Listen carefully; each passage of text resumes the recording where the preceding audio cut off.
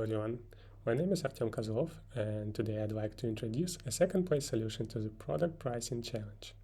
Before I start, I'd like to thank all of the organizers as well as other participants and congratulate the winners.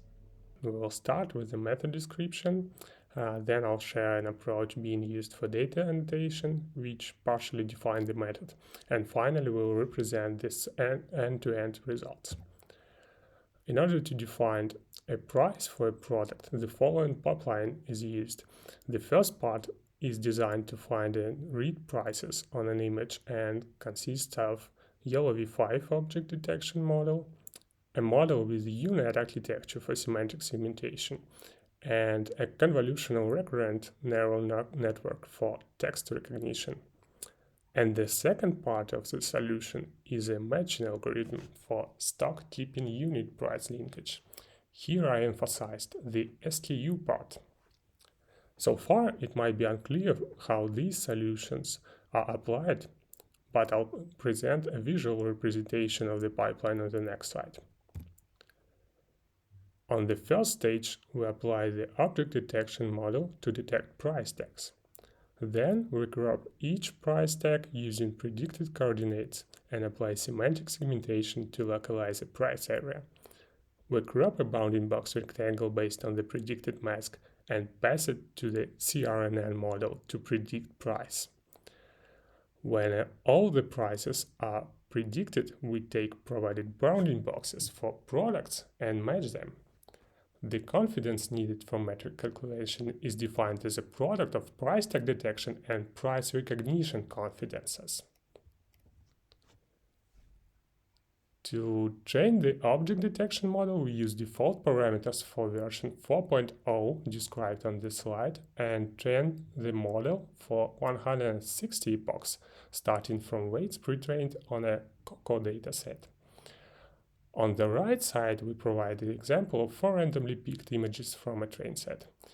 One may find more architectural details by clicking the link in the footnote. And we trained the semantic segmentation model based on the UNet architecture with ResNet50 backbone using cropped price tags. Resized rectangle shape 128 by 224 pixels for 30 epochs. The backbone is initialized with ImageNet pre-trained weights.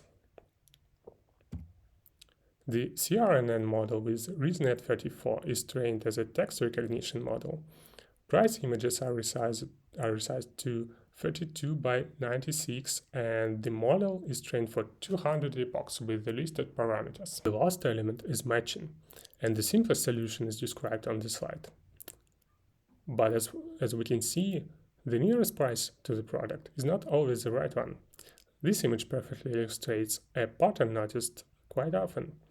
When multiple products represent a single SKU, a corresponding price tag tends to be shifted to the left side that we intuitively define as the beginning of the sequence. To incorporate this assumption, the following customization is proposed. We first try to group products into SKU level by using two kinds of distances: Euclidean between x and y coordinates and cosine distances between embedding vectors obtained by applying a neural network pre-trained on any product dataset. We then use the leftmost product for each product group to perform matching. And finally, propagate the same value among group members. Let's talk about extra data annotation. Since the organizers allowed participants to annotate any data located on price tags, we initially started with annotating price areas with bounding box annotation from scratch, as well as price values.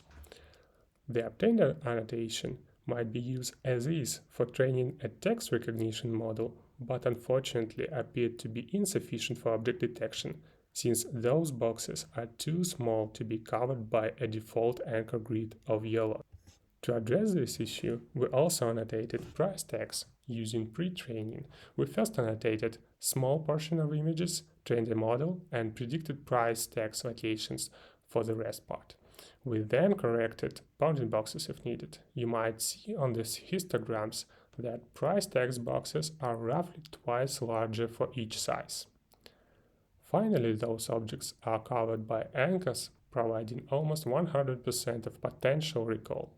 And to bridge the gap between price tags and price bounding box, semantic segmentation is used. With the previously mentioned models trained on the annotated data, the average precision on locally split validation is almost 0.93, while on the test set it is just a bit below 0.9. This quite large difference might be explained by the fact that SKU grouping parameters were chosen considering the end-to-end performance on the validation set. And with this, I'd like to conclude my speech. Thank you for your attention.